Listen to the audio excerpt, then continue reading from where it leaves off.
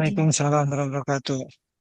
puji syukur kita panjatkan kehadirat Tuhan Yang Maha Esa kepada Allah yang Maha Kuasa atas limpahan karunia-Nya, kasih sayangnya, sehingga kita dapat berkumpul dalam agenda mingguan ya Bapak Ibu dari komunitas alumni dari ISQ Masa Persiapan Pensiun.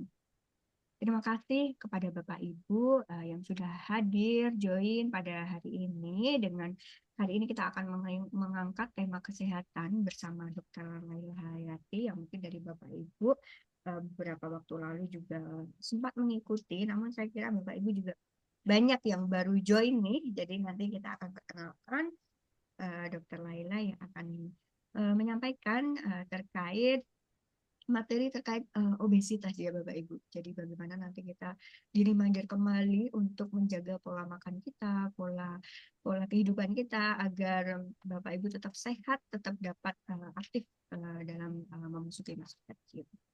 Dan izinkan saya Dia Asyari selaku staf pendampingan alumni di ISQ Masa Persiapan Pensiun yang diberikan amanah dalam penyelenggaraan webinar Sejuta Senyum Pensiun ini serta mentoring dari ISQ yang mungkin dari Bapak Ibu ada yang beberapa kali bertemu saya di sesi setelah kelas ya, karena kita ada beberapa program after training, yaitu mentoring. Biasanya kita isi dengan beberapa materi yang sesuai dengan peminatan dari Bapak Ibu semuanya. Harapan kami nanti di materi tersebut Bapak Ibu lebih dapat detail teknisnya di program after training. Namun tidak apa, di program after training kita juga ada komunitas webinar Sejuta Senyum Pensiun yang diselenggarakan tiap Jumat jam 13.30 sampai jam 3 sore untuk Bapak Ibu sekalian, alumni dari ISB MPP dan juga mungkin kalau informasinya berguna dan bermanfaat atau dirasa dibutuhkan oleh keluarga Bapak Ibu, baik putranya ataupun pasangannya, boleh di-share Bapak Ibu. Jadi harapan kami webinar ini dapat memberikan lebih banyak impact untuk banyak orang. Baik, mungkin itu sedikit membuka dari saya dan izin saya kenalkan narasumber yang luar biasa sudah hadir bersama kita semua, Dr. Laila Hayati SPGK. Beliau adalah dokter spesialis gizi klinik di Mitra Keluarga Cibubur. Nah, mungkin dari Bapak Ibu ada yang pernah bertemu Dokter Laila mungkin atau mungkin pernah ke rumah sakit di Mitra Keluarga Cibubur. Nah, mungkin nanti bisa nih sharing-sharing dengan dokter. Baik, selamat siang Dokter Laila. Selamat siang, Mbak. Terima kasih dokter sudah berkenan hadir. Ini maaf ini beberapa kali dokter saya minta waktunya sibuk. Ini bisa menyempatkan luar biasa sekali ini dokter. Terima kasih banyak. Langsung, Mbak. Oke, baik dokter. Mungkin boleh kita mulai atau silakan dokter untuk waktu dan tempat disilakan. Iya, boleh. Terima Oke. kasih, Mbak. Assalamualaikum warahmatullahi wabarakatuh. Waalaikumsalam warahmatullahi wabarakatuh. Waalaikumsalam warahmatullahi wabarakatuh. Selamat siang, Bapak Ibu semua. Senang sekali saya bisa bertemu lagi dengan Bapak Ibu. Dan untuk Bapak Ibu yang baru bergabung, mungkin yang sebelumnya belum ya, salam kenal dari saya. Saya Dr. Lela Hayati. Sehari-hari saya eh, ya masalah gizi lah, masalah makan ya. Makan sih enak ya, memang. Kita masuk hari ini, kita akan bahas tentang penyebab dan cara terbebas dari obesitas. Mungkin semua orang pernah dengar ya kata-kata obesitas. Tapi gimana ya untuk tahu penyebabnya apa, terus gimana cara nanganinya, mungkin nggak semua orang udah paham. Nah, hari ini kita coba secara santai ya, secara rileks. Coba kita cari tahu gimana sih caranya. Pertama kita cari penyebabnya dulu mungkin ya. Boleh next, Mbak? Next. Nah, eh, topik yang akan kita bahas hari ini adalah pertama, obesitas itu apa? Definisinya dulu. Yang dikatakan obesitas itu kayak gimana sih? Nanti di situ kita bisa tahu sendiri. Setelah kita bahas, kita akan tahu masing-masing kita itu udah masuk obesitas apa belum. Lalu penyebabnya apa? Terus kalau udah kena obesitas, kira-kira komplikasinya apa? Bisa bisa menyebabkan menjadi penyakit apa di badan kita? Lalu bagaimana menanganinya? Next. Next, Mak. Oke. Oke. Obe- Obesitas adalah suatu kondisi kelebihan lemak di dalam tubuh. Lemak ya, karena tidak seimbang antara energi yang masuk, yaitu berupa makanan, dan energi yang dikeluarkan, yang berupa aktivitas. Kalau kita lihat di sini, ada bentuknya seperti timbangan. Kalau seimbang, maka antara masuk dengan keluar itu sejajar ya, sama. Tapi kalau yang masuknya terlalu banyak, aktivitasnya terlalu sedikit, maka akan terjadi obesitas. Sebaliknya, kalau yang masuknya terlalu sedikit, tapi yang dikeluarkannya terlalu banyak energinya, maka orang ini akan kekurangan berat badan atau disebut disebut kurang gizi ya. Next. Nah, kita masing-masing bisa menghitung sendiri apakah kita masuk obesitas, normal, kurang gizi atau overweight. Yang kita butuhkan datanya cuma tinggi badan dalam senti dan berat badan dalam kilogram. Jadi masing-masing pasti udah tahu. Lalu rumusnya secara umum ya, kalau secara spesifik kita ukur pakai alat, tapi secara umum berat badan dalam kilogram dibagi dengan tinggi badan tapi dikuadratkan. Contohnya berat badan 75 kilo, tinggi badan 160. Tinggi badan 160 ini kita jadikan dalam meter dulu, jadi 1,6 ya. Lalu kita bagi 75 dibagi 1,6 kali 1,6. Dapatnya 29,2. Kalau kita lihat di tabel ini 29,2 itu masuk ke obesitas tingkat satu ya. Nah, masing-masing kita bisa berhitung, lalu kita bisa menentukan sendiri nih status kita. Ya, kalau secara Asia Pasifik, berarti yang kita sekarang ya, Asia Pasifik, kalau dapatnya di bawah 18,5, berarti kita kurang beratnya. Normalnya itu antara 18,5 ke 22,9. Dan kalau overweight atau berat badan berlebih itu 23 sampai 24,9. Dikatakan obesitas bila IMT atau body mass index kita di 25 sampai 29,9. Di atas 30 itu tingkat 2. Kalau di atas 40 itu nanti obesitas morbid. Ya. Dengan WHO ada perbedaan sedikit tapi lebih kurang hampir sama. Ya. Oke, next. Untuk cara lainnya yaitu bisa dengan cara mengukur komposisi tubuh. Ya, dengan komposisi tubuh ini kita bisa melihat lebih detail ya. Misalnya berapa berat tulang kita, berapa berat otot atau jaringan, berapa berat cairan dan berat lemak pastinya ya. Karena badan kita sebenarnya terdiri dari 4 bagian besar ini. Nah, biasanya kalau diukur dengan alat itu akan terlihat kira-kira nih setotal berat lemak kita berapa, yang kelebihan berapa. Ya, oke, next. Kita lihat lagi, next.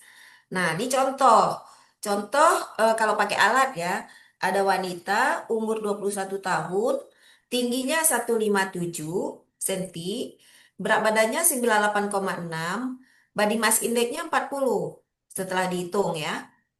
Tapi dengan pemeriksaan alat ini, dia bisa langsung terhitung body mass index ini yang 40 ini ada di sini di obesity analysis. Tapi kita melihat lemaknya. Karena kan body mass index ini kadang-kadang tinggi, tapi belum tentu lemak. Nah, misalnya contohnya pada binaraga. Binaraga itu ototnya besar, berat badannya otomatis besar, tapi dia nggak dikatakan dia obesitas. Walaupun dia dengan body mass indexnya di atas 25. Jadi perbedaannya di situ. Kalau secara umum bolehlah kita pakai body mass index ya.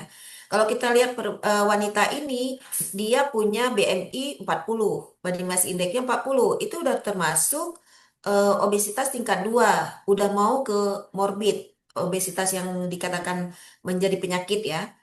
Kita lihat lemaknya, lemaknya dengan alat ini bisa terlihat 53,4%. Mungkin terlalu halus, bisa dilihat di PPT-nya. Sebanyak 52,7 kilo itu lemaknya aja. Nah, Seharusnya berat lemak pada perempuan dewasa itu di bawah 30%. Berarti dia ada kelebihan lemak ya. Kita lihat kelebihan lemak di sini sebanyak di fat controlnya itu sebanyak 39 kilo kelebihan lemak. Dia punya lemak 52,7 kilo. Tapi yang lebihnya aja 39 kilo karena hanya boleh 30%. Terus dengan alat ini juga kita bisa lihat visceral fat atau lemak yang nempel di organ, bisa di hati, di jantung, di usus dan lain-lain ya. Nilainya kalau pada wanita ini 24, seharusnya maksimal 1 sampai 9. Jadi kalau kita kelebihan berat lemak, otomatis di dalam perut kita, di organ-organ kita juga nempel banyak lemak, namanya lemak visceral. Dan lemak visceral ini berbahaya karena bisa menimbulkan banyak penyakit metabolik seperti diabetes, hipertensi, kolesterol, dan asam urat. Nah, untuk kelebihan berat 39 kilo, untuk ototnya dia normal. Alat ini juga memberi skor ya, jadi 100 poin itu dikasih skor 47. 47 itu kan jelek ya. Seharusnya poinnya di atas 70. Kapan poin ini bisa naik? Kalau lemaknya turun. Tapi tidak menurunkan massa otot. Karena ototnya tadi normal ya. Oke, next. Oke, bentar ya. Iya. Next, Mbak. Ya. Ini contoh kedua nih, kalau kita lihat wanita 27 tahun juga, kalau kita lihat tingginya 157, beratnya cuma 51. Kalau kita lihat sepintas dengan body mass index-nya 21,1, kita akan bilang ini normal. Ini orang ini tidak gemuk, tidak kurus, tapi ideal. Tapi kalau kita lihat lemaknya, ternyata lemaknya kelebihan. Fat mass-nya masih 37,6% atau 19,5 kilogram. Visceral fat yang tadi nggak boleh di atas 9 dia 10. Lalu kelebihan lemaknya ada 7,6 kilo. Kenapa dia kelebihan lemak tapi berat badannya ideal? Karena dia kekurangan massa otot. Ototnya kurang 7,5 kilo. Jadi dengan alat ini kita tahu lemak harus dikurangi 7,6, otot harus ditambah 7,5. Sehingga skornya juga jadi jelek, jadi rendah, tidak bisa di atas 70. Padahal beratnya ideal, body mass index ideal. Itulah yang membuat tidak bisa dijadikan patokan hanya dari body mass index aja. Karena bisa aja salah, tapi bukan berarti nggak benar ya kalau kita hitung secara sepintas. Untuk Bapak Ibu yang belum memakai alat, itu bisa aja menjadi patokan awal kita. Oke, next. Nah, penyebabnya apa? Pertama, kalau kita makan banyak yang tadi ya aktivitasnya sedikit, otomatis terjadi obesitas. Apa yang terjadi di dalam tubuh kita itu terjadi apa namanya pembesaran sel-sel lemak. Lemaknya itu bisa membesar, bisa bertambah ya, sehingga berat lemak kita yang bertambah. Tapi kalau otot kita yang bertambah karena misalnya kita latihan, kita olahraga beban, itu walaupun kelebihan berat badan, kita nggak bilang obesitas ya. Oke, next. Penyebabnya yang pertama bisa gaya hidup. Gaya hidup misalnya eh, semuanya serba mudah. Semuanya nggak butuh gerak. Jadi kita duduk aja di meja, kita pengen apa tinggal telepon. Kita pengen makan tinggal eh, kita pesen ya. Terus kita mau hidupin AC, hidupin TV, kita tinggal tekan remote. Itu artinya aktivitas kita tuh jadi terbatas ya, jadi tidak banyak. Lalu sebagian orang bekerjanya itu selalu di belakang meja dengan komputer ya, atau orang-orang yang mungkin yang memimpin rapat semuanya itu duduk, nggak ada yang bergerak ya. Itu lifestyle-nya kita yang membuat aktivitas kita jadi nggak terlalu banyak ya seharusnya. Tapi pada saat kita makan, makannya itu sesuai selera kita. Rata-rata saat ini makanan yang beredar itu adalah makanan-makanan yang tinggi lemak, baik itu yang digoreng mungkin ya atau yang berlemak banyak. Karena makanan itu makin banyak lemak itu makin enak. Dan orang Indonesia itu memang suka makan enak ya. Mungkin termasuk saya. Jadi untuk itulah kita harus jaga-jaga ya sedikit-sedikit. Yang kedua, diet yang tidak sehat. Walaupun dia mungkin aktivitasnya banyak, tapi kalau makannya tidak sehat, misalnya setiap hari makan yang berlemak tinggi atau berkalori tinggi, ya itu namanya juga menambah berat lemak kita menjadi berlebih ya.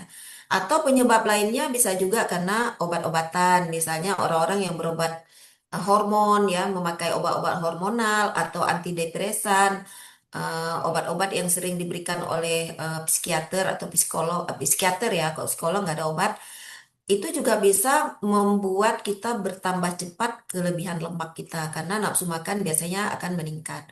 Lalu masalah neuroendokrin, misalnya ada gangguan di hipotalamus, misalnya ada orang yang hipotiroid, itu juga bisa mempercepat karena masalah hormonal lagi ya, bisa mempercepat pertambahan berat lemak atau genetik. Genetik ini kan berhubungan dengan hormon.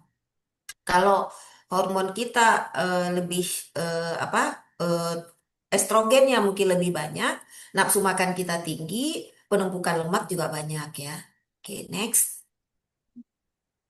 Komplikasinya apa? Kalau kita lihat komplikasi pada seseorang yang udah kelebihan berat badan, itu bisa dari ujung kepala sampai ujung kaki ya. Coba next, Mbak. Kita lihat di sini, misalnya dari atas dulu nih. Bisa pada saat tidur kita berhenti napasnya, sleep apnea. Jadi henti napas waktu kita tidur itu bisa ya. Lalu stroke juga bisa. Stroke karena sumbatan di pembuluh darah di otak sehingga terjadi stroke atau karena penyebabnya karena mungkin hipertensi, pecah pembuluh darah di otak akhirnya stroke ya. Dan bisa diabetes, penyakit jantung koroner.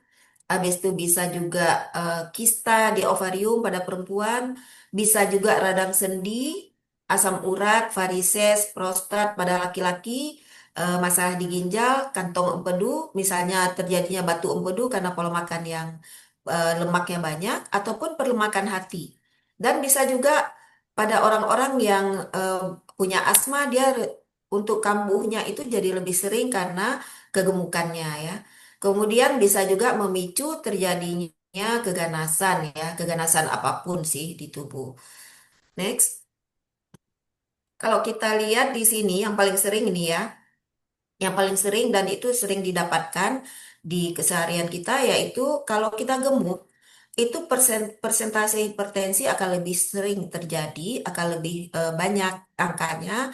Kemudian diabetes juga, penyakit jantung koroner, masalah di ini di sendi terutama di lutut ya osteoartritis dan sleep apnea yang tadi berhenti napas pada saat berhenti sesaat ya pada saat kita tidur karena obstruksi dari jalan napas. Next. Nah, ini untuk osteoartritis, radang sendi. Ini paling sering terjadi dan paling sering saya dapatkan. Tidak harus tua ya. Jadi radang sendi ini yang sering kita lihat dulu pada orang yang udah berumur nggak bisa jalan, harus pakai kursi roda, harus pakai tongkat. Tapi sekarang karena kegemukan itu sangat banyak dan terjadi lebih awal ya dari usia remaja mungkin, usia 30-an, 20-an juga bisa radang sendi. Karena apa? Karena ada tekanan dari berat badan kita yang berlebih ke sendi. Bisa sendi lutut, bisa sendi paha, pergelangan kaki, tapak kaki, ataupun di tulang belakang. Setiap sendi itu akan tertekan dengan berat badan kita ya, sehingga muncul seperti radang sendi ya. Kalau kita lihat di sini, sendi yang normal itu ada jarak antara tulang bagian atas dengan tulang bagian bawah. Ada jarak sehingga tidak mudah terjadi gesekan. Tapi kalau kita kelebihan berat badan, ada tekanan dari atas ke sendi yang bawah sehingga antara tulang dengan tulang ruangannya itu menjadi lebih sempit. Dan itu akan terjadi gesekan pada saat kita jalan. Case next. Kalau untuk jantung, ini saya bahas yang paling sering terjadi aja. Jadi ada namanya penyakit jantung koroner atau coronary artery disease. Kondisi di mana pembuluh darah utama yang mengangkut darah ke jantung dan oksigen dan nutrisi menjadi rusak. Jadi mungkin seluruh pembuluh darah di dalam badan kita itu terjadi kerusakan, ya. Tapi pada penyakit jantung itu ada pembuluh darah ke arah jantungnya sendiri. Jantung itu kan memompa darah, tapi dia perlu memompa juga untuk dirinya sendiri, untuk membawa oksigen, nutrisi, eh, dan lain-lain ya, dan darah. Kemudian yang mengarah ke jantungnya sendiri itu terjadi sumbatan.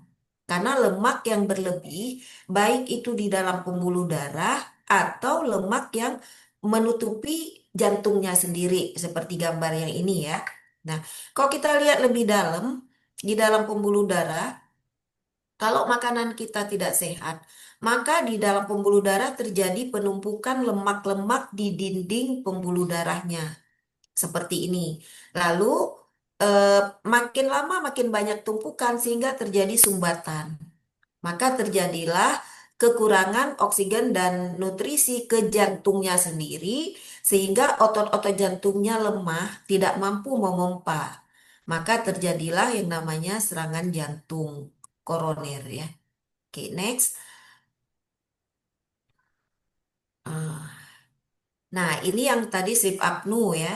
Dia terjadi obstruksi atau sumbatan di saluran napas sehingga pada saat kita tidur akan terjadi henti napas tiba-tiba akibat dari lemak yang sangat banyak di perut, di bagian bawah kulit atau di dalam perutnya sendiri yang nempel di organ sehingga pada saat kita bernapas seharusnya ini ada lembaran yang naik turun kalau kita bernapas maka ini terjadi sumbatan hambatan ya dalam naik turunnya ini sehingga terjadi kekurangan oksigen yang masuk lewat saluran napas terjadi obstruksi. Di samping itu juga bisa karena kelebihan lemak, baik itu di bagian saluran napas, misalnya di daerah pipi, di dalam, di luar, itu lemaknya pada saat kita tidur menutup ini saluran napas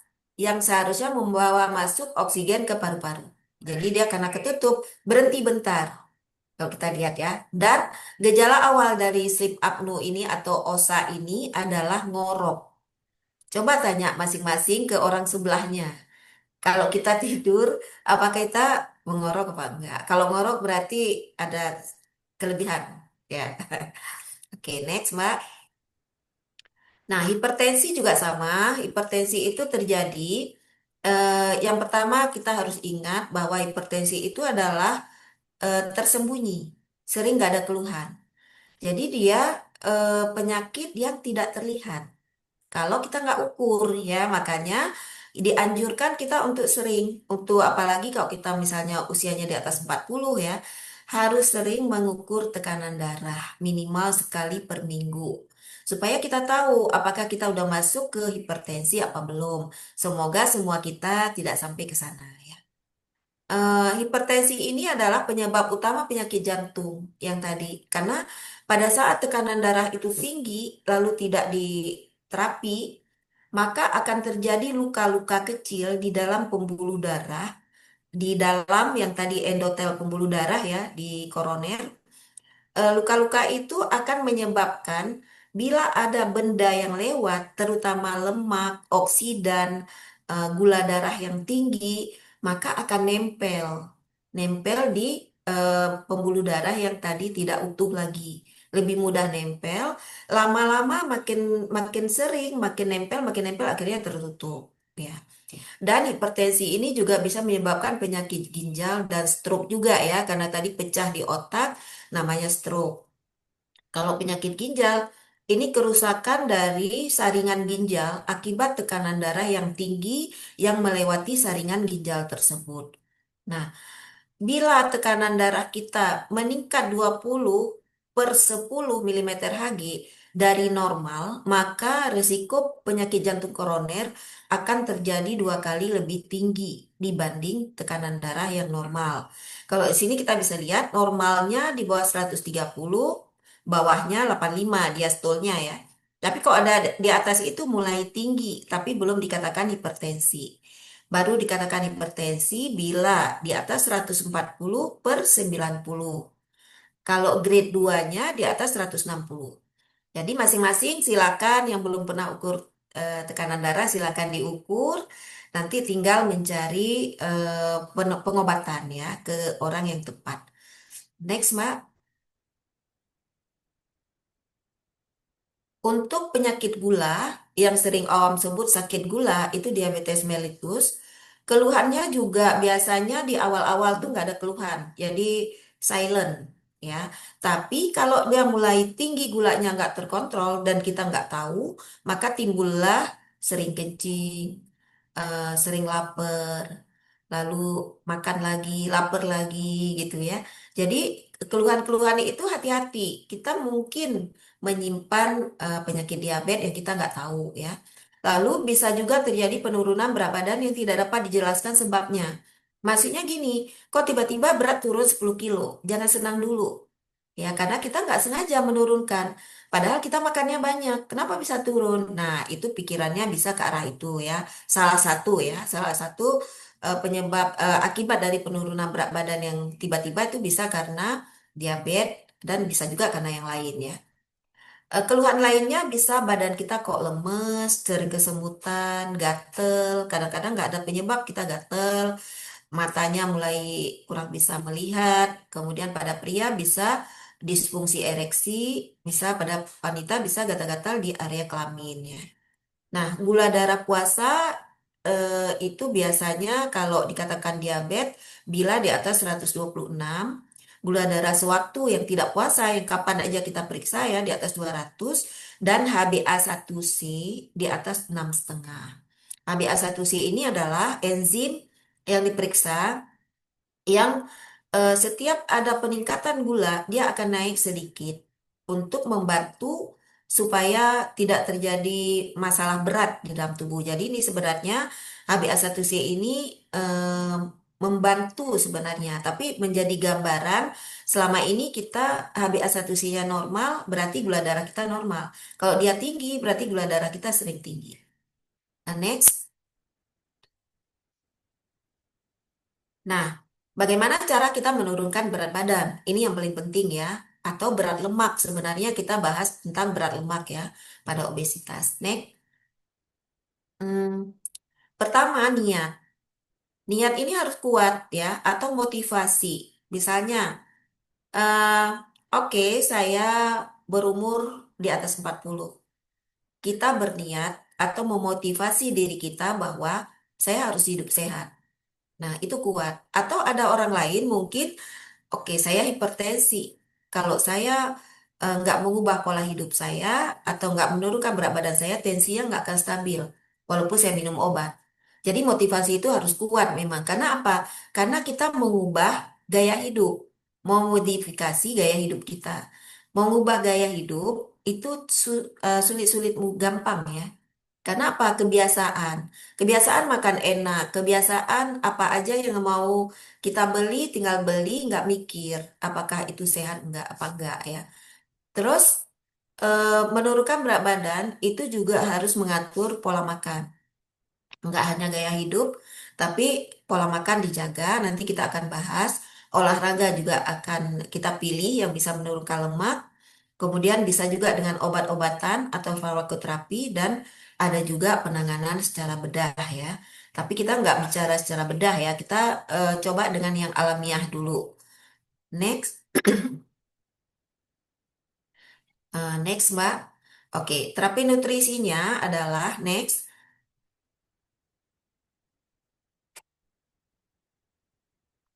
Pertama, untuk diet kita harus diet seimbang istilahnya. Seimbang ini maksudnya eh, memenuhi semua zat gizi lengkap yang sesuai kebutuhan tubuh masing-masing. Ya, baik itu makronutrien, makronutrien itu kayak karbohidrat, protein, mikronutrien lemak ya. Mikronutrien itu vitamin, mineral, dan cairan pasti. Jadi semuanya harus terpenuhi karena badan ini tidak boleh kurang, walaupun kita sedang mengurangi berat badan ya, atau berat lemak. Next. Eh, kita lihat pertama adalah pengaturan pola makan. Ya kita tentukan jadwal makan harus teratur jamnya. Kalori yang masuk sesuai kebutuhan kita. Pada perempuan cukup 1.300 kalori, pada laki-laki lebih banyak, 1.800 kalori per hari, ya. Jenis makanannya harus yang rendah lemak atau bisa juga makanan itu kita modifikasi cara memasaknya dan memilih menunya supaya dapat rendah lemak. Next. Nah, petunjuknya adalah kita ada makan utama, ada snack. Untuk makan utama itu harus teratur jamnya. Kira-kira jam makan pagi. Kita harus makan utama itu 3 kali. Bagi orang yang tidak puasa ya pasti ya. Jadi makan 3 kali, pagi jam 6 sampai jam 8. Siang jam 12 sampai jam 1, malam 18-19. Nah, untuk perempuan, nasinya sekitar 5 atau 6 sendok makan. Lauknya boleh 1, boleh 2 potong. Sayurnya 1 mangkok kecil. Untuk laki-laki, karena lebih banyak kebutuhannya, nasinya 12-15 sendok atau lebih kurang 2 centong. Kalau perempuan 1 centong. 1 centong yang rice cooker yang tipis itu loh. Tapi lebih enak pakai sendok makan sih ukurnya ya. Untuk laki-laki, lauknya lebih dari perempuan. Boleh 2, boleh 3 potong. Sayurnya sama, 1 mangkok kecil. Nah, untuk makanan utama ini, walaupun terlihat makanannya sama seperti biasanya, tapi kalorinya akan rendah bila semua yang dimakan tanpa minyak, santan, mentega. Kuncinya di sini nih, di minyak, santan, dan mentega. Ya, kalau kita makan jumlahnya udah tepat, tapi masih goreng, masih bersantan, itu nggak akan turun lemaknya. Sama aja dengan kita membuang lemak, tapi kita masukin lagi, buang lagi, masuk lagi gitu. Jadi tetap ya. Terus yang next Mbak, untuk snacknya kita ada buah. Oh ya, tadi ada yang bertanya sih, muncul di sini ya. Aku jawab dulu boleh? Atau nanti? Nanti dulu kali ya dok, setelah Oh ya, podcast boleh boleh. selesai kita Oke. akan. Untuk snack atau buah, snack ini di sini yang dimaksud snack adalah buah. Jadi kalau kita menurunin berat badan, tidak ada snack yang lain selain buah. Kalau masih ada snack, itu nggak akan turun. Karena kalori dari snack itu tinggi, terutama yang goreng ya. Nah, atau tepung misalnya. Jadi kalau buah di sini kita dapat manfaatnya. Pertama dia nggak ada lemak. Snack buah itu nggak ada lemak, ya. Lalu yang kedua, di dalam buah itu banyak vitamin dan mineral yang itu sangat dibutuhkan oleh badan kita. Yang ketiga, dia ada serat dan ada air. Jadi sangat bermanfaat sebenarnya kalau snack kita buah, baik yang lagi nurunin atau yang enggak, ya. Terutama bagi yang mau nurunin berat badan, jangan pilih snack selain buah. Nah, jamnya untuk laki-laki dan perempuan itu sama, porsinya sama, jamnya 2 kali, jam 9 sampai jam 10 sekali di antara makan pagi dan siang, jam 15-16 sekali antara makan siang dan malam. Jadi orang orang yang nggak diet makan snack, kita yang diet juga makan snack. Jadi tapi snacknya kita udah memilih ya. Nah, buah boleh dimakan 1 mangkok sedang. Semua orang pasti tahu mangkok bakso ya. Kira-kira 1 mangkok itu kalau buah itu kita potong-potong, kita masukin ke mangkok, kira-kira segitu. Tidak boleh di jus, karena kalau di jus itu merusak vitamin dan mineral. Yang kedua, kalau buah itu di jus, membuat kita laparnya lebih cepat daripada kita kunyah buahnya. Diserapnya juga lebih maksimal kalau kita kunyah, karena sudah bercampur dengan enzim dari mulut kita.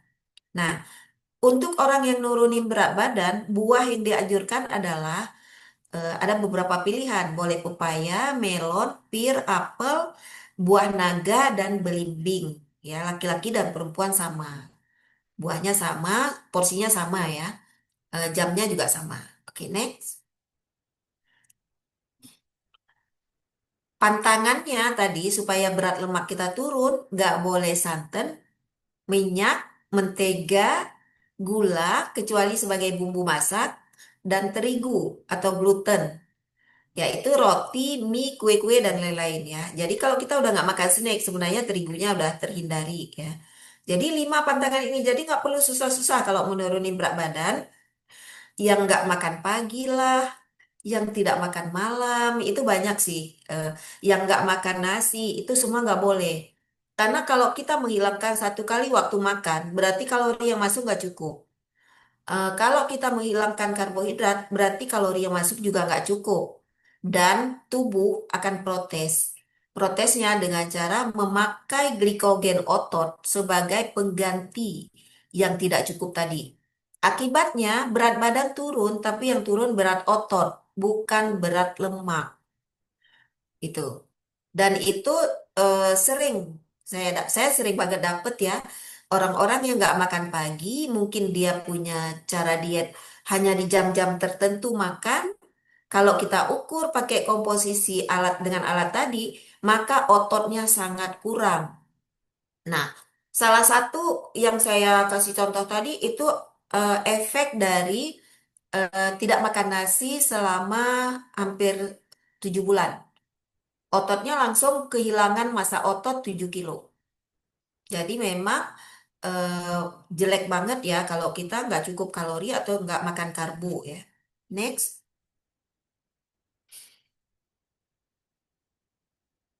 Nah, kalau kita lihat kebutuhan ya, kebutuhan karbohidratnya aja hampir 60% loh. Jadi kita nggak boleh menghilangkan karbohidrat dalam keseharian kita. Tidak makan nasi berarti nggak makan karbo ya. Nggak cukup karbo berarti. Karbohidrat ini adalah sumber tenaga dan sumber serat juga ya. Kemudian untuk protein butuhnya nggak banyak, cuma 15-20.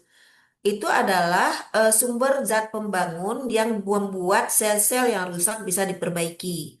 Selain dia membentuk hormon, enzim, dan lain-lain ya. Tapi kenyataannya dalam keseharian kita, kita sering meningkatkan protein sampai 50% mungkin ya, dan karbohidrat ditukar ke sini. Jadi karbo kita jadi 20%, protein tuh bisa sampai 60. Contohnya, orang nggak makan nasi. Dia makan buah, iya, itu karbohidrat. Tapi dia makan protein, misalnya sekali makan bisa 4 atau 5 potong lauk. Atau telur dimakan berbutir-butir ya. Itu jadinya tidak seimbang lagi. Dan itu akan membebani ginjal. Jadi hati-hati dengan orang yang dietnya tinggi protein, ginjalnya nanti beban. Kenapa ginjal saya rusak? Kenapa saringannya bocor ya?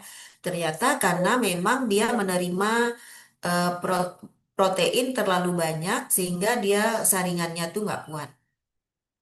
Untuk lemak 25-30%. Nah, dalam diet kita memang mengurangi lemak. Kita berharap lemak di badan kita dipecah jadi energi. Karena lemak itu cadangan energi ya. Jadi kalau kita mengurangi lemak dari luar, dari badan kita akan dipecah. Lemak itu juga dibutuhkan untuk meningkatkan absorpsi vitamin ya, terutama vitamin yang larut lemak seperti A, D, E, K. Dan lemak itu juga menghangatkan tubuh. Jadi kalau kita terlalu kurus, lemak kita terlalu sedikit, itu juga nggak boleh karena kita nggak kuat dengan udara dingin. Kita di udara suhu normal aja kita udah kedinginan gitu ya karena nggak ada penghangatnya. Oke, next. Ini contoh karbohidrat ya. Ada beras, ada kentang, ada ubi, singkong, buah-buahan. Itu di dalam buah-buahan juga selain vitamin, mineral, serat juga ada karbohidrat ya. Next. Ini contoh protein. Ada ikan, berbagai ikan, cumi, tahu tempe, telur, daging, udang ya. Kita akan memilih yang kira-kira tidak terlalu banyak kolesterol dan tidak terlalu banyak asam urat atau tidak terlalu tinggi lemak. Jadi walaupun kita tetap makan protein tapi memilih, bukan berarti semua yang ditampilin di sini boleh dimakan setiap hari ya. Misalnya tiap hari cumi, karena kata dokter cuminya protein, ya nggak boleh. Pada orang yang asam urat tinggi, kolesterol tinggi ya cumi harus dikurangi, bukan nggak boleh sama sekali. Jadi kita membatasi. Next, untuk lemak kita bisa lihat di sini ya. Lemak itu terutama yang kita kenal minyak. Minyak itu adalah lemak cair. Jadi, kalau kita kelebihan lemak dari pengukuran atau kelebihan berat badan, maka yang kita hindari sebenarnya minyaknya. Karena minyak ini sebenarnya badan kita nggak terlalu butuh. Walaupun ada kebutuhan lemak, tapi nggak terlalu berlebihan dari minyak ya. Tapi ingat, sumber lemak itu nggak hanya dari minyak, tapi dari kacang-kacang ini ya. Kadang orang, oh saya makan almond dok, katanya almond bagus. Padahal almond itu juga sumber lemak ya. Atau kacang yang lain nih kita bisa lihat ya, macam-macam apa ini ya, terlalu banyak lah sumber lemak termasuk alpukat ya. Alpukat kan sehat, bolehlah saya makan alpukat setiap hari karena itu menyehatkan jantung. Benar, lemak alpukat itu lemak omega 9 yang memang bagus buat jantung. Tapi pada orang yang sedang menurunkan berat badan sebaiknya tidak mengkonsumsi makanan yang berlemak termasuk yang lemaknya baik ya. Di dalam ikan sebenarnya udah ada lemak. Di dalam daging ayam ada lemak. Di dalam daging sapi juga ada lemak. Jadi yang di dalam daging itu daging daging ikan, ayam dan daging sapi itu sebenarnya udah cukup untuk kebutuhan lemak kita. Jadi kita nggak perlu menambah yang lemak cair lagi.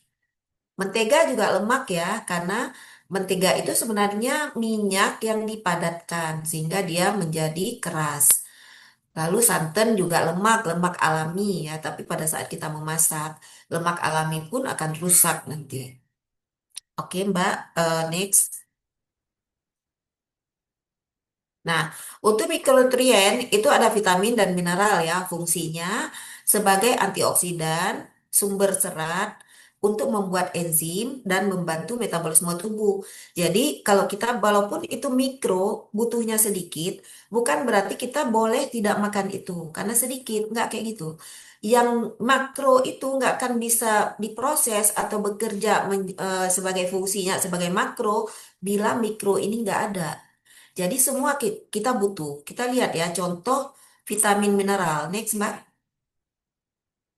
Ini dia. Jadi vitamin itu ada di dalam sayur dan buah.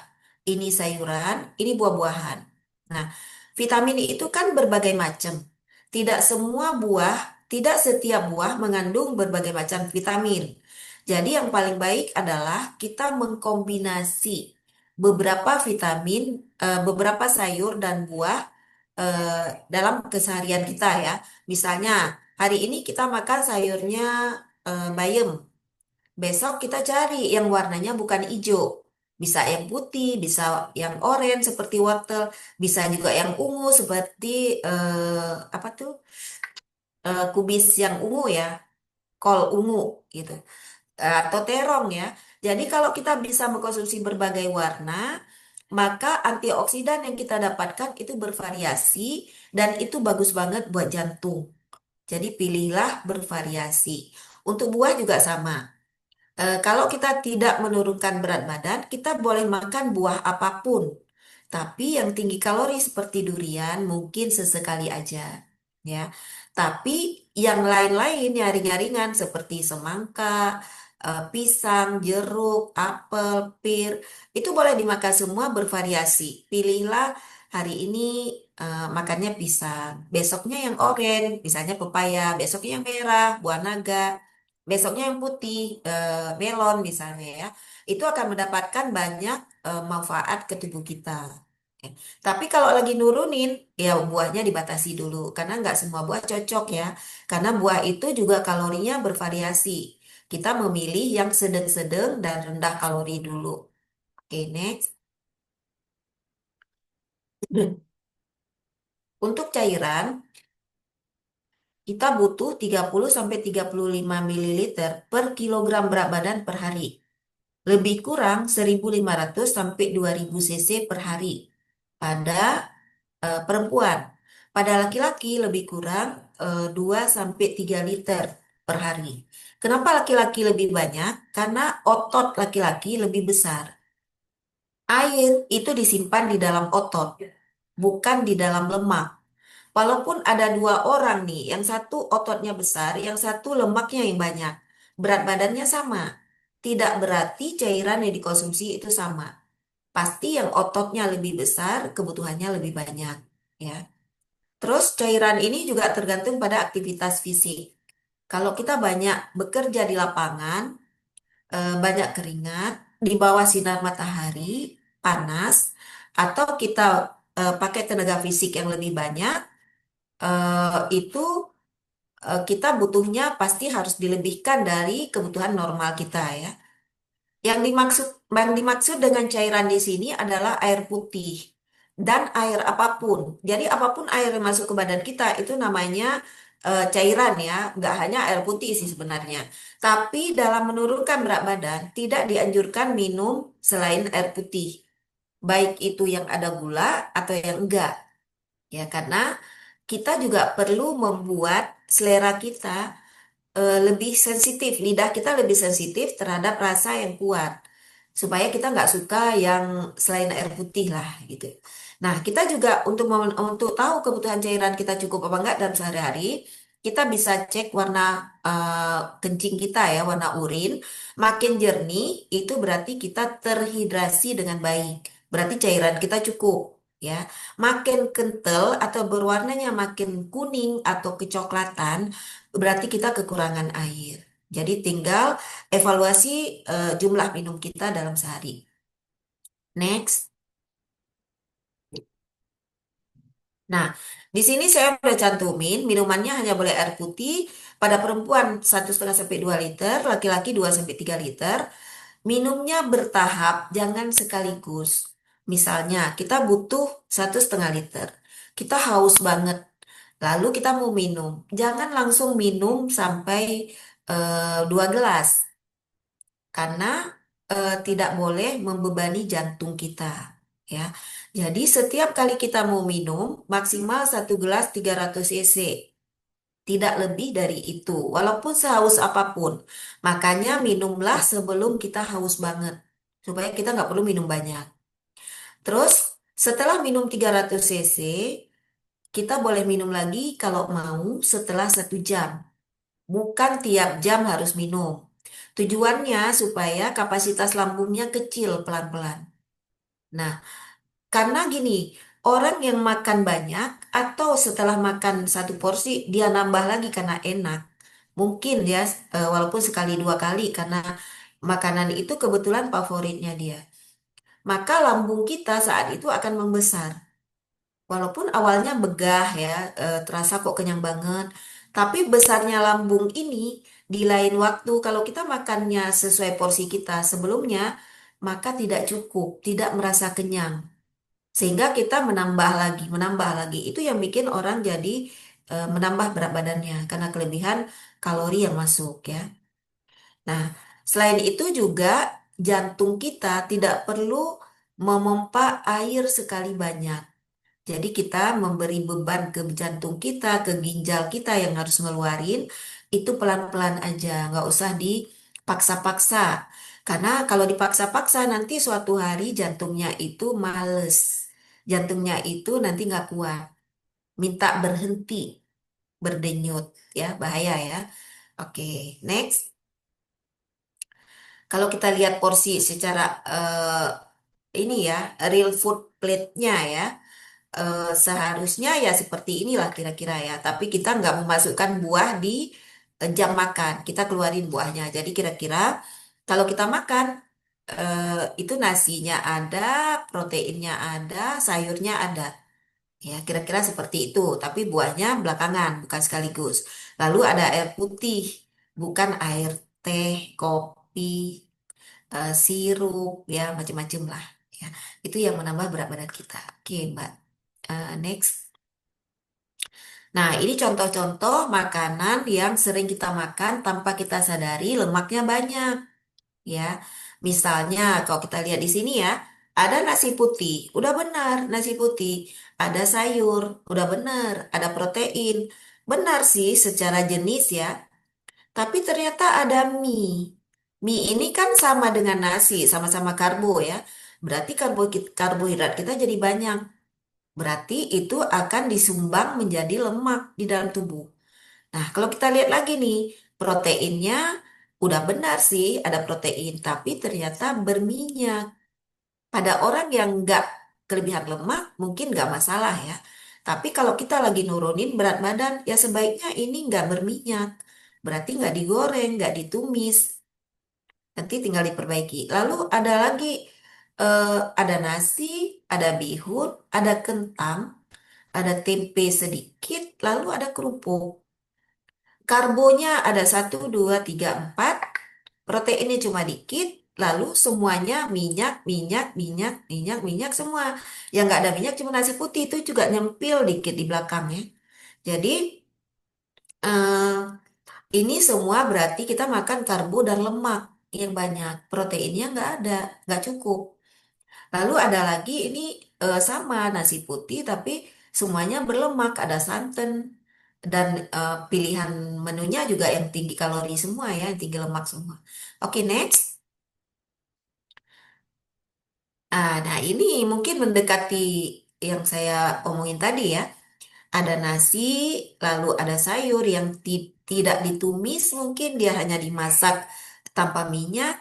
Lalu ada protein ya, ada protein hewani, nabati. Lalu ada buah, tapi sebaiknya buah dikeluarin. Pilihan lainnya bisa nasi itu kita ganti dengan singkong misalnya, atau dengan kentang. Lalu ada sayurnya juga, lalu ada protein juga di sini. Terus bisa juga, tapi kalau saya tetap menganjurkannya nasi putih ya. Jangan nasi merah, karena nasi merah itu kalorinya nggak banyak. Nanti takutnya kebutuhan kita nggak terpenuhi dengan baik ya. Terus kira-kira seperti inilah porsi-porsinya ya. Jadi ada karbo, karbohidrat dan sayur itu lebih banyak daripada protein dan yang lainnya buah ya. Oke, next. Cara masaknya bisa dipepes, dipanggang ya. Mungkin nggak suka, tapi buatlah cara lain yang disukai. Tapi tetap intinya tidak ada minyak. Jadi di sini ada sup boleh, rebus boleh. Tapi kadang kita nggak suka ya. Kukus juga boleh, tumis tanpa minyak juga boleh, lalap juga boleh. Itu semua lemaknya sedikit ya. Next. Nah, sekarang kita tinggalkan dulu dietnya, lalu kita lihat olahraga apa nih yang bisa membakar lemak. Pertama, sebelum kita tentukan olahraga, kita tentukan dulu body mass index, BMI kita, ya. Bila BMI kita ideal atau di bawah 30, maka olahraganya ini. Kalau di atas 30 olahraganya ini. Coba kita lihat yang BMI normal dulu sampai di bawah 30 ya. Tapi dengan syarat dia tidak punya masalah di tulang atau sendi. Jadi tidak ada sakit lutut, tidak pernah jatuh atau kecelakaan, tidak ada gangguan di tapak kaki misalnya ya. Itu boleh olahraganya jalan cepat atau jalan di tempat atau treadmill kecepatan 4 atau 5, tidak menaik, tidak menanjak, datar aja, atau bersepeda boleh, berenang boleh, senam aerobik atau zumba juga boleh. Eh, Lama olahraganya boleh 30 sampai 60 menit per kali, per kali. Tapi kalau mau saya 30 menit pagi, 30 menit siang, 30 menit sore boleh, boleh. Tapi per kali nggak boleh lebih 60 menit. Waktunya hanya boleh pagi sampai sore, nggak boleh malam. Boleh pakai beban maksimal 2 kilo untuk yang BMI-nya di bawah 30 ya. Kenapa untuk apa pakai beban? Kalau mau silakan pakai untuk menguatkan otot lengan. Tapi kalau belum mau pakai beban, turunin dulu berat badan itu lebih baik. Untuk yang obes 2 tidak olahraga dengan posisi beban tubuh ke tungkai. Jadi berat kita aja udah membuat sendi kita bermasalah, menekan ke sendi. Ditambah dengan beban lagi ya, beban dari tubuh kita. Misalnya pada saat kita jalan itu bebannya tumpuannya pasti ke lutut. ke lutut, ke pergelangan kaki, ke tapak kaki. Maka bila kita BMI-nya masih besar, jangan jalan dulu untuk olahraga, jangan aerobik atau zumba. Tapi kita ganti dengan sepeda, berenang, atau olahraga air. Jadi jalannya di dalam air ya. Atau olahraganya posisi bisa duduk, bisa tiduran, berbaring, atau berdiri tapi nggak menggerakkan kaki. Supaya tumpuan kita di dua kaki. Itu lebih ringan untuk sendi. Lamanya tidak lebih dari 30 menit per kali. Waktunya pagi sampai sore dan tidak pakai beban. Karena beban tubuh kita udah besar. Jangan ditambah beban yang lain ya. Terus next, pada hipertensi, bila kita punya hipertensi, tadi kan kalau gede badannya atau tidak terlalu besar ya. Sekarang orang kelebihan berat tapi dia punya hipertensi. Syarat dia olahraga, kontrol dulu tekanan darahnya dengan obat. Kalau belum terkontrol, nggak boleh olahraga. Karena setiap olahraga atau aktivitas pasti menaikkan tensi. Jadi kita jangan naikin tensi bila tekanan darahnya itu masih di atas normal. Nanti naiknya lebih dari itu. Kalau kita tekanan darahnya udah normal, udah turun, dia akan naik juga, tapi naiknya nggak sampai di atas normal jauh. Nah, olahraga pada hipertensi hanya boleh jalan biasa, bukan jalan cepat, atau bersepeda santai, atau berenang. Lamanya tidak lebih dari 30 menit, sambil melihat tubuh kita ini bermasalah enggak kalau kita sedang olahraga. Kalau kita terasa pusing atau jantung kita berdenyutnya terlalu kencang ya, kita harus segera berhenti di saat itu, jangan dipaksa. Bisa fatal ya. Terus waktunya pagi sampai sore aja, tidak pakai beban juga. Next, untuk obat diet, tidak boleh konsumsi obat yang bersifat diuretik. Banyak itu dijual. Habis minum obat, keringat banyak, kencing banyak, BAB-nya cair karena diare ya. Itu nggak boleh sama sekali, karena itu pasti akan berefek ke ginjal. Karena membuang cairan tubuh, membuat darah kita kental ya. Terus boleh obat untuk mengurangi nafsu makan dan menghambat penyerapan lemak atau fat blocker. Tapi obat ini harus dihitung kebutuhannya, dosisnya oleh dokter. Biasanya yang ngasih-ngasih obat ini dokter spesialis gizi ya. Dosisnya itu diukur per individu, nggak bisa si A dengan si B obatnya sama, nggak bisa. Karena belum tentu penyakitnya sama, beratnya sama, jenis kelaminnya sama. Jadi nggak bisa disamain untuk setiap orang. Jadi memang dosisnya dihitung banget untuk obat. Hanya untuk pengetahuan aja ya, kita boleh pakai obat, tetapi bukan obat yang bikin banyak kencing. Karena gini, ada beberapa tempat mungkin untuk mempercepat penurunan supaya pasiennya seneng, itu dikasih obat dalam 2-3 hari turun 2 kilo. Tapi yang keluar air, yang kelebihan lemak yang dikeluarin air. Nah itu nggak boleh ya. Terus hati-hati pada pasien dengan hipertensi, karena obat-obat ini bisa meningkatkan tekanan darah pada sebagian orang ya, yang memang punya hipertensi. Terus ingat, obat itu bukan terapi utama untuk nurunin berat badan. Jadi kalau kita nggak pakai obat, cuma diet sama olahraga, itu juga bisa turun kok. Bisa turun setiap minggu, setiap bulan bisa 3 kilo kalau tanpa obat. Ya, kalau dengan obat mungkin lebih ya, tapi nggak apa-apa kalau tanpa obat ya. Oke, next. Nah, kita udah berakhir nih. Tinggal kesimpulannya adalah obesitas dapat menyebabkan penyakit. Ini yang paling kita takuti ya. Jangan sampai yang tadinya kita sehat-sehat aja karena kita nggak menjaga, lalu kita gemuk, penyakitnya muncul satu-satu. Apa aja penyakitnya yang kita sebut tadi? Terutama yang sering itu apa? Kolesterol naik, asam urat naik, lalu gula darah juga bisa naik, hipertensi juga bisa karena beban jantung yang besar ya. Nah, perubahan gaya hidup dan diet yang tepat dapat menurunkan berat badan. Maksudnya berat lemak ini. Berat yang dikurangi hanya berat lemak. Otot tidak boleh berkurang. Makanya harus diukur ya. Gaya hidup dan pola makan kita hari ini itu menjadi gambaran kualitas hidup kita di masa depan. Maksudnya ya kalau sekarang mungkin Bapak Ibu katanya menjelang pensiun. Saya nggak tahu ya, di sini ada yang masih jauh dari masa pensiun, saya nggak tahu.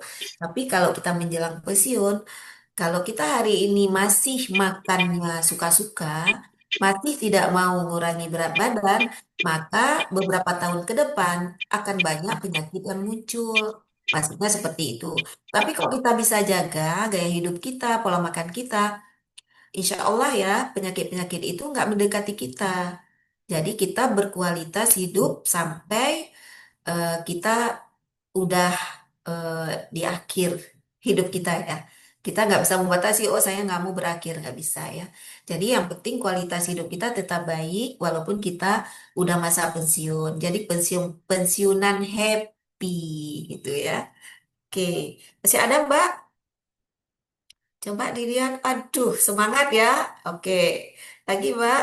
Sekali lagi di next lagi selesai ya. Oke, kira-kira pemaparannya seperti itu ya. Eh, Mungkin banyak hal yang belum belum ini ya, belum tersampaikan. Silakan bertanya kalau kita memang masih dikasih waktu sama Mbak Dia. Oke? Terima Oke, kasih. terima Assalamualaikum kasih. warahmatullahi wabarakatuh. Waalaikumsalam warahmatullahi wabarakatuh. Terima kasih, luar biasa sekali, dokter. Tadi Waalaikumsalam yang wabarakatuh.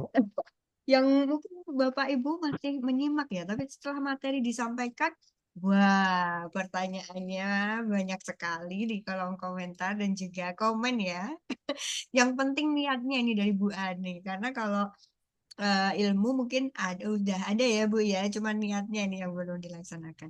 Oke, tadi ada raise hand yang pertama kali dari Pak Franky, mungkin sebelum nanti Bu Ika Rahmatika ya.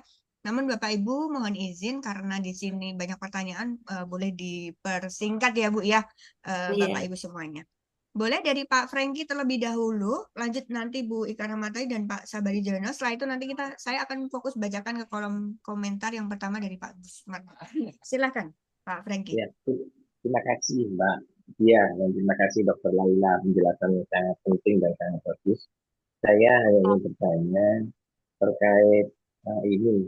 Banyak orang bilang tadi kan tidak dibahas tentang lemak ya, lemak yang harus kita hindari. Kebanyakan lemaknya tadi santan, terus apa lagi? Eh, ada Mentega. beberapa mentega. Bagaimana dengan lemak hewani? Kan banyak orang kalau mau kurus saya lihat ada beberapa yang berhasil itu nggak makan karbo, tapi boleh makan lemak, lemaknya kambing terutama katanya. Itu bagus katanya. Wah ini gimana makan lemak bisa kurus tapi kan gitu. Katanya yang bahaya itu karbo, karena karbo itu nanti menyerap lemaknya. Apakah benar tentang hal seperti itu? Saya jadi takut-takut gimana, karena saya juga badan gemuk, susah ngurusinnya gitu ya. Kepingin ngikut-ngikut, tapi apakah benar? Karena makan lemak kambing, nggak makan nasi, tambah gembrot kayak kambingnya juga. Saya takutnya seperti itu.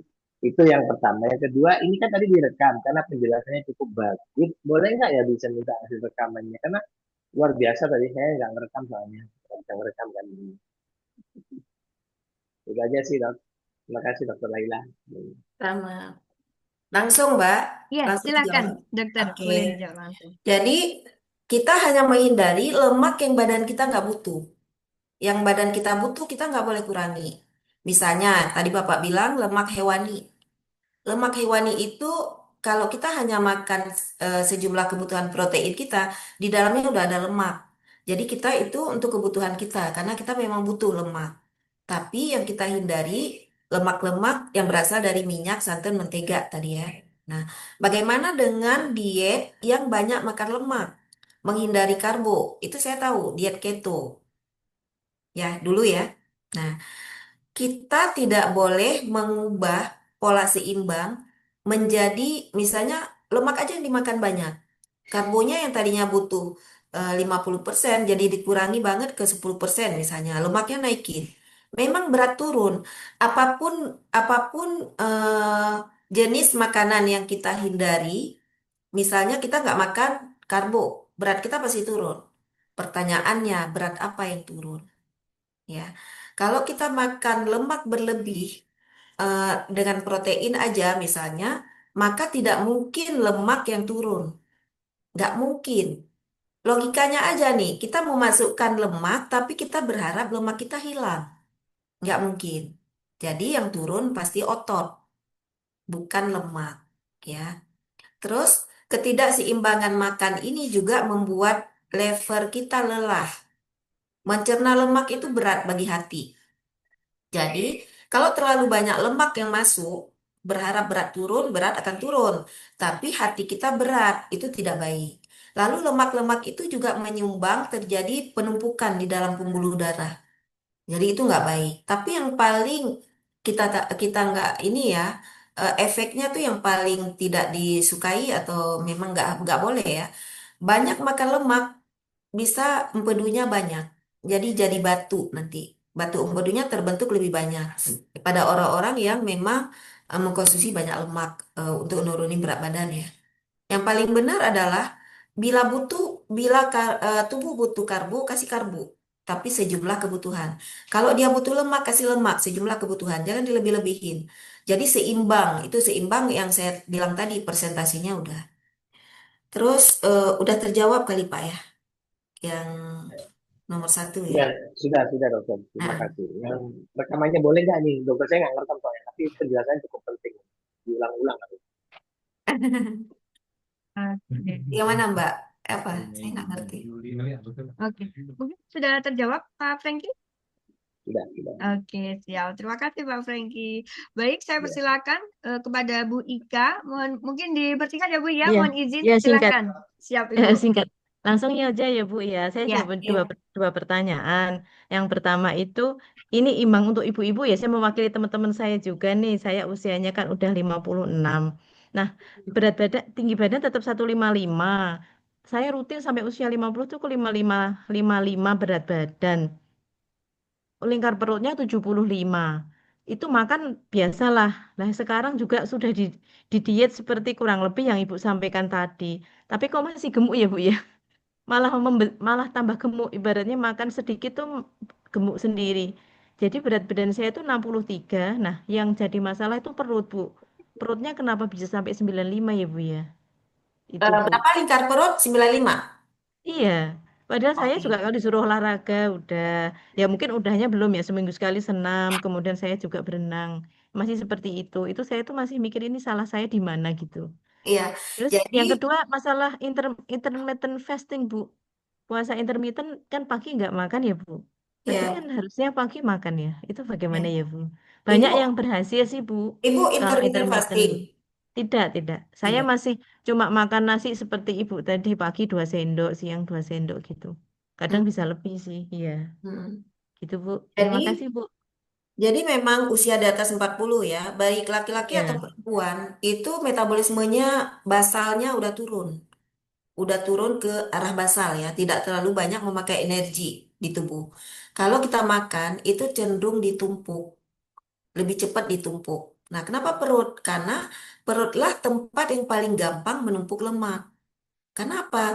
Bagian tubuh kita yang kurang gerak itu adalah bagian perut, pinggul, dan itu kurang gerak. Tapi kalau tangan setiap hari kita bergerak, kaki kita berjalan itu gerak ya. Nah, obesitas itu memang paling banyak di sentral, yaitu di perut. Jadi kalau lingkar perut 95 itu sebenarnya kelebihan. Laki-laki, perempuan itu tidak lebih dari 80. 80. Nah, kalau Oh ya, itu perempuan, kan banyak penyakit perempuan ya. tidak lebih 80 ya, laki-laki tidak lebih 90. Jadi berarti yang Caranya. lemak-lemak ibu numpuknya di perut. Nah, Caranya gimana ya Bu berarti ya? ibu kelebihan berat lemak. Jadi Hmm. walaupun ibu harus kurangi berat lemaknya dengan cara Hmm. yang makan seperti itu. Coba dicari, dilihat lagi pola makan selama ini masih masuk minyak enggak? Ya, Ya, ya Bu. masih digoreng enggak? Masih bersantan Ya, apa enggak? Ya kan? ya, Karena berarti ya, kita numpuk lagi di situ. Memang ya. gerak olahraga itu penting, tapi bukan setiap saat kita harus olahraga ya. Jadi selain kita gerak juga karena basal metabolisme kita udah turun, maka kita harus hindari lemak-lemak itu. Ibu makan nggak banyak, sedikit karbonya, malah nggak cukup kalau kata saya. Sebaiknya Oh, minimal 4 sendok, Bu. oh Nasi. ya. Proteinnya boleh 2, sayurnya sedikit aja. Karena kalau nggak cukup karbo, energi ke tubuh kurang, ibu ototnya makin eh, Ngecil. ah, ah, Ringan. Ya, makin ya. jelek. Nah, Hmm. kita di atas usia 40 itu metabolisme turun, otot kita juga sebenarnya udah menurun sesuai usia. Tapi kalau kita makin menambah dengan makan yang nggak cukup, makin cepat turun, jadi makin cepat terlihat tua. Wah, oh Terutama di iya iya, wajah, ya kan? iya Tapi iya. sebenarnya tuanya itu nggak hanya tua wajah, tapi juga organ ya. Organ itu juga butuh energi, Bu. Jadi kalau kita terlalu sedikit karbo, organnya juga nggak kuat nanti. Oh iya iya, Denyut iya Bu. jantungnya. Oh, iya Kemudian baik baik. intermittent fasting ya. Intermittent fasting itu kenapa bisa turun? Karena yang dimakan itu kalorinya jadi lebih sedikit. Nah, kalau kalori lebih sedikit, itu pasti berat kita turun, tapi bukan berat lemak. Karena Hmm, yang turun bila nggak cukup kalori, baik itu nggak cukup karbo atau kalori secara keseluruhan, pasti yang turun otot. Dan itu gitu ya. terbukti pasien-pasien yang intermittent fasting, kalau saya ukur, pasti ototnya jelek. Pasti Oh, kurang ototnya gitu. Jadi kalau saya tidak menganjurkan itu. Yang kedua, hmm. intermittent fasting itu metabolisme kita nggak bagus, nggak teratur. Jadi pada saat kita nggak makan dia basal, tidak ada pemakaian energi di situ. Nah, akhirnya kalau ada energi yang masuk sebelumnya dia akan ditumpuk. Tapi pada saat kita makan, makan apapun karena kita udah lapar banget, maka metabolisme kita naik tinggi dan itu beban hati sama jantung. Jadi sebaiknya kalau mau intermittent fasting, puasa, Ya, udah. puasa aja. Oh, Ada kalau sahurnya, aku Senin Kamis masih tetap gemuk Bu.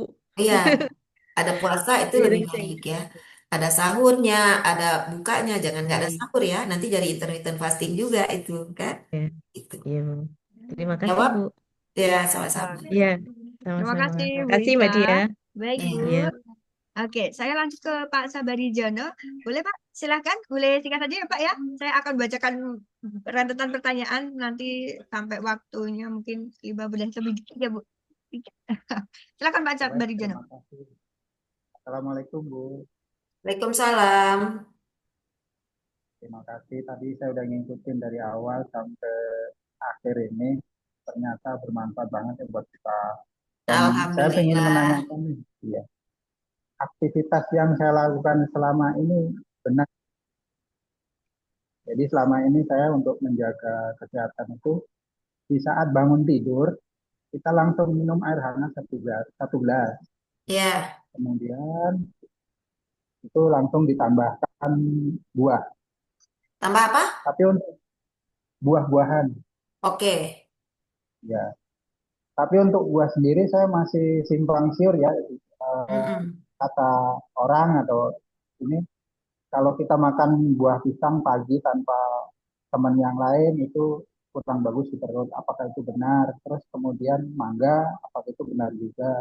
Karena selama ini saya makan kalau nggak buah mangga, pisang, ya mangga kadang-kadang seperti itu. Jadi dalam kondisi waktu perut kosong, tapi sudah minum air hangat. Ya selama ini sih untuk kondisi badan saya, alhamdulillah ya Iya, eh, masih bisa terjaga. Cuma untuk olahraga saya ini, kalau bulu tangkis gimana Bu? Sesuai nggak dengan usia saya ini? iya. Karena memang kegiatan olahraga saya ya seminggu sekali bulu tangkis di pagi hari jam 6 sampai jam 9 waktunya. Mm-mm. Paling main ya 15 menit, 30 menit gitu. Itu aja Nah, Bu. oke. Jadi gini Pak, untuk bangun pagi yang paling baik itu tidak diisi makanan yang harus dicerna dulu oleh lambung, ya. Jadi misalnya Bapak bangun, minum air hangat, tambahkan madu sedikit ke air hangatnya, 1 sendok atau 2 sendok, tapi madu hutan asli ya supaya nggak masuk gula. Jadi tambahkan Iya. madu sedikit, baru Bapak kocok, baru Bapak minum. Itu jadi energi awal. Kenapa? Oh, Supaya lambung kita punya tenaga dulu, supaya dia pada saat dia mencerna nanti, dia udah punya tenaga sendiri. Baik itu lambung, pankreas, hati, itu organ-organ awal yang membutuhkan energi dulu nih. Jadi jangan langsung Bapak makan buah, misalnya jangan langsung kayak gitu, ya. Terus em, baik banget mengkonsumsi air, tapi ditambah dengan madu pada saat bangun pagi. Lalu setelah 1 jam setelahnya, biarkan madu ini diserap dulu. 1 jam setelahnya atau 1 jam lebih, Bapak baru seharusnya Bapak langsung makan. Jadi Oh, makan nasi belum atau buah. makan nasi, makan nasi Oh iya, iya. sebaiknya. Jadi Iya. kita memberikan energi karena kalau kita nggak makan nasi di pagi, nanti habis makan buah kita makan nasi lagi, jadi terlalu berdekatan nanti. Belum diserap ini udah makan yang lain gitu. Jadi yang biasa saya lakukan yaitu tadi minum air hangat, es Nah, buah. Nanti berangkat ke kantor kan sekitar 45 menit lah. Nah, di iya kantor baru makan nasi. makan nasi ya. Kalau Iya. sekedar buahnya sedikit-sedikit, tapi harus 1 jam setelah makan Pak ya. Setelah minum madu ya. Oh Karena iya, madu iya. itu sebenarnya paling bagus untuk pencernaan. Dia juga punya vitamin ya. Kalau kita makan Iya. sesuatu yang lain, dia terjadi gangguan penyerapan dari vitamin yang ada di madu itu. Itu. Terus Oke, untuk oke. ya nanti diikutin yang tadi Oh, aja ya. Lebih sehat sih. iya, iya. Nah, terus Baik. untuk olahraga Pak ya. Kalau di atas 40 tahun, sebaiknya kalau olahraga tidak dihitung. Berarti bukan lomba. Kalau Bapak main bulu tangkis, cuma mukul-mukul sama teman, ya nggak apa-apa. Kenapa nggak boleh Itu sih dihitung? Hmm? ini buat hiburan juga. Jadi kita Iya, nggak apa-apa. teman Jadi bisa ngobrol sambil tenis meja, bercanda. bulu tangkis, atau Iya. apapun itu ya, tidak dihitung. Karena olahraga tenis meja, bulu tangkis itu olahraga nggak terlalu berat ya. Tapi kalau Bapak hitung, itu adrenalin Bapak keluar. Iya. Itu Ada beban. memacu denyut jantung. Denyut jantung nggak boleh dipacu berlebih pada usia di atas 40. Ya. Jadi santai-santai aja kalau Bapak nggak hitung ya nggak apa-apa. Ringan-ringan aja. Apa sekedar sekedar relax supaya nggak terlalu ini ya, nggak terlalu tegang lah ya, sambil ketawa-ketawa ya nggak ada masalah. Kalau Bapak hitung ya nggak boleh ya. Tapi kalau olahraganya di atas 40 tuh bola kaki, basket, apalagi ya yang butuh fisik yang itu nggak boleh. Futsal. Bahaya. Futsal. Ah, ah, bahaya itu. Oke, Pak. Sudah Siap. Terima dijawab kasih ya. informasinya. Ya, sehat Sangat selalu ya, bermanfaat. Pak. Amin, amin. Terima kasih. Terima kasih Pak Sabarijono. Dokter mungkin Ya, izin karena waktunya terbatas, saya akan persingkat di pertanyaan yang ada tadi untuk beberapa hal ya dok. Mungkin dari Pak Busmar terkait plester. Nah ini ada konten-konten yang plester di mulut untuk mencegah ini dok, yang Makan. iya, bukan plester mulut yang memaksa pernapasan melalui hidung, yang biasa ngorok nih dok. Apakah itu aman atau enggak? Jadi saat mau tidur itu bisanya di plester biar nggak ngorok, jadi nafasnya lewat hidung. Itu aman atau enggak? Itu yang pertama. Kemudian kenapa lauk untuk laki-laki harus lebih banyak nih dok? Lauk mungkin protein. Kemudian yang ketiganya asam urat 9,1 apakah berpengaruh ke ginjal? Dan apakah PCO itu emang bagus atau enggak nih dok? Itu sih mungkin dok, dari beberapa pertanyaan. Tadi asam urat 9,1. Iya, pengaruhnya berefek ke ginjal atau enggak gitu dok. Kemudian VCO apakah bagus dikonsumsi secara rutin atau tidak? Oh, VCO ya. Ya, virgin coconut oil. Jadi kalau yang plester itu sebenarnya kalau yang sleep apnea itu atau ngorok itu biasanya sih yang nangani dokter THT ya. Dia harus cari tahu juga selain berat badan juga harus cari tahu juga penyebab penyebab dia kesempitnya pembuluh apa saluran napas itu kenapa. Kita harus cari tahu dulu, jangan kita plaster mulut nanti dari hidung nggak bisa bernapas, oksigennya jadi nggak cukup kan. Jadi cari tahu dulu, periksa dulu. Saya nggak berani menjawab karena ini bukan bidang saya. Mhm. Kalau untuk terapi pakai plester itu ya. Terus untuk protein laki-laki kenapa lebih banyak? Laki-laki itu ototnya lebih banyak. Jadi berat badan laki-laki, misalnya ada 2 orang nih, sama-sama punya tinggi yang sama, sama-sama punya berat yang sama, tapi satu laki-laki satu perempuan. Kebutuhannya pasti berbeda karena komposisi tubuhnya berbeda. Jadi umumnya laki-laki itu kalorinya harus lebih banyak. Kenapa lebih banyak? Karena laki-laki memang ototnya lebih banyak daripada perempuan. Persentase ototnya lebih tinggi ya. Kalau perempuan lemaknya lebih banyak. Makanya target lemak laki-laki itu 24% maksimal, perempuan 30% kalau kita ukur dengan alat. Kenapa? Karena perempuan itu bentuk tubuhnya memang harus ada yang banyak lemak. Misalnya ada pinggul, ada payudara, yang pasti berbeda dengan laki-laki yang pinggulnya nggak terlalu besar ya, nggak punya payudara gitu kan. Itu kan tempat-tempat lemak ya. Jadi proteinnya dilebihin, kalorinya juga dilebihin karena kelebihan di ini di ototnya, massa ototnya yang lebih banyak ya. Terus untuk asam urat 9,1. Setiap asam urat yang di atas normal pasti pengaruh ke ginjal dan jantung ya. Tapi seberapa banyak pengaruhnya tergantung masing-masing orang. Jadi yang paling baik kalau kita punya asam urat yang tinggi sebaiknya ditangani dengan obat-obatan dulu sambil kita pilih makanan-makanan yang rendah asam urat. Jadi yang udah tinggi jangan ditumpuk lagi dari makanan. Tapi yang udah tinggi ini akibat dari apa nih? Karena dibentuk oleh tubuh itu banyak sehingga dia tinggi. Maka kita memerlukan obat. Di samping obat juga kita perbaiki sistem kita dengan cara memperbaiki metabolisme. Kalau 9,1, kalau kata saya wajib minum obat. Misalnya allopurinol boleh yang 100 mili, rutin aja setiap hari. Nanti cek lagi. Kalau dia nggak turun, ya mungkin obatnya nggak cocok. Berarti harus cari orang yang bisa memberikan obat yang cocok. Ke internis pasti, ya gitu. Terus untuk VCO. VCO itu lemak yang baik.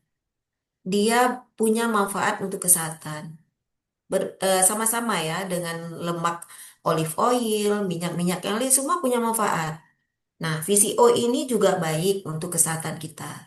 Kalau kita mau konsumsi rutin, pada saat kita tidak menurunkan berat badan, silakan setiap hari minum 1 sendok, boleh.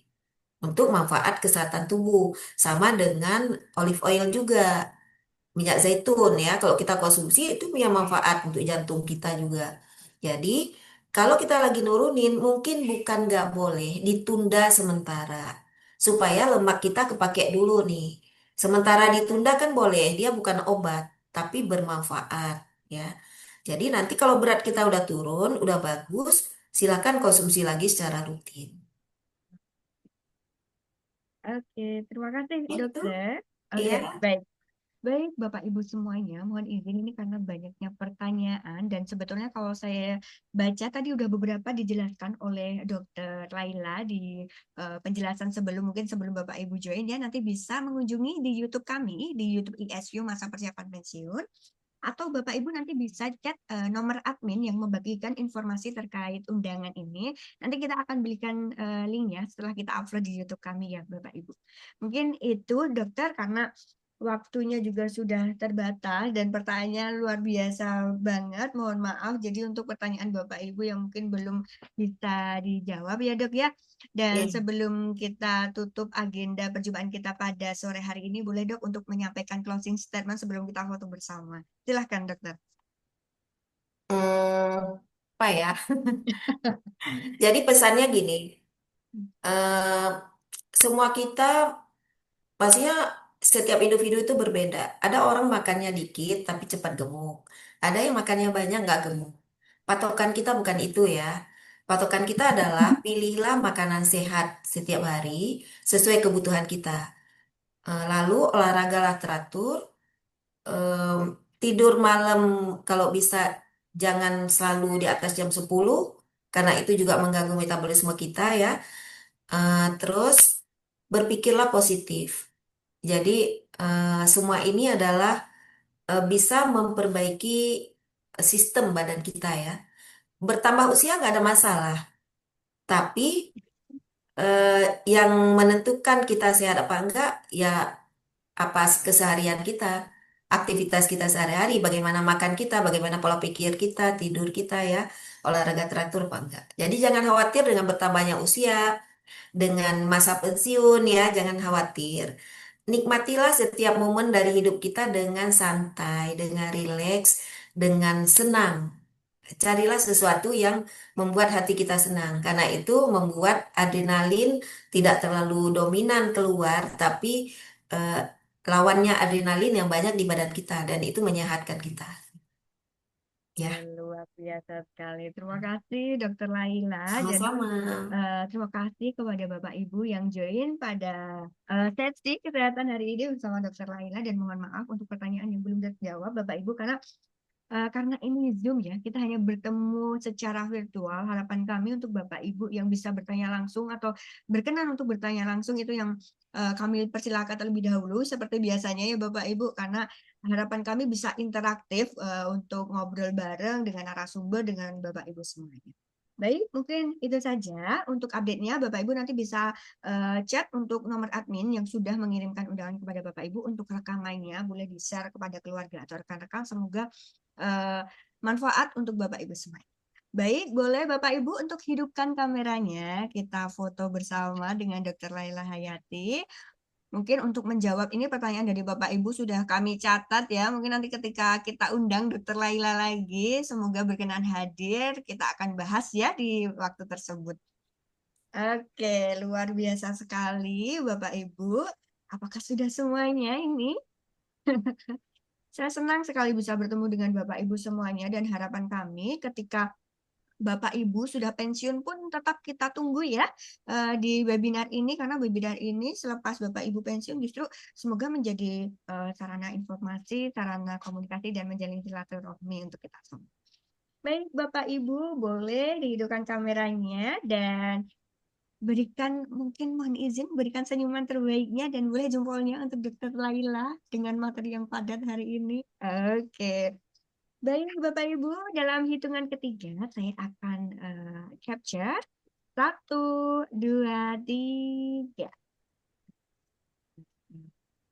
Oke, terima kasih Bapak Ibu semuanya, dan kami segenap tim dari ISQ Masa Persiapan Pensiun mohon maaf apabila dalam penyelenggaraan ini ada hal yang kurang berkenan dan kurang pas ya Bapak Ibu. Semoga diberikan maaf dan sampai berjumpa lagi dalam sesi webinar minggu depan. Billahi taufiq wal hidayah. Terima kasih. Assalamualaikum warahmatullahi wabarakatuh. Waalaikumsalam Waalaikumsalam warahmatullahi wabarakatuh. warahmatullahi wabarakatuh. Terima kasih Bapak Ibu.